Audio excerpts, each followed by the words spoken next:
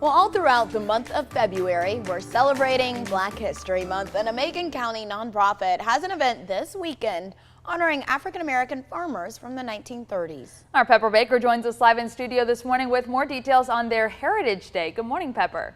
Good morning, Caitlin and Aaron. In 1939, an all-black school in Montezuma served the families involved in the Flint River Farm settlement during the Great Depression. Over 6 decades later, a local nonprofit turned it into a community where they host Heritage Day to honor all the history from then to now.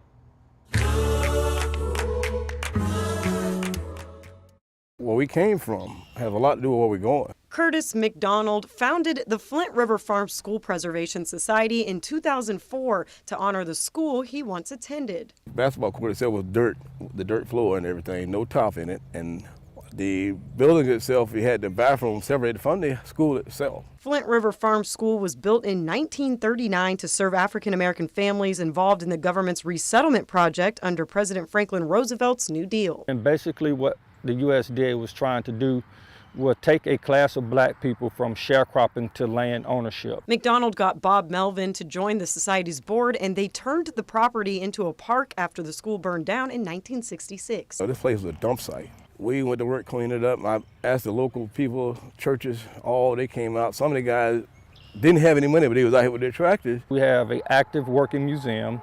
We have a tree arboretum.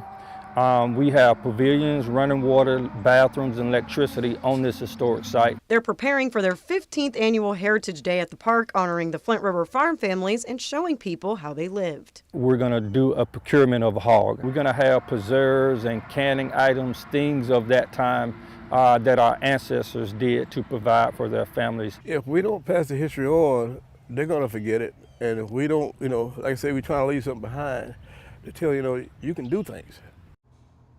Heritage Day begins on Saturday at 9 a.m. and goes until 2 in the afternoon. They'll demonstrate how meat is cut from a hog, and the meat will be sold to raise money for the society. Definitely a good way to learn about Black history right here in Central Georgia.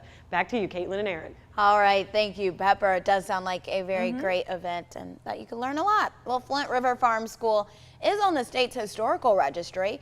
McDonald says they're now working to get it on the national list.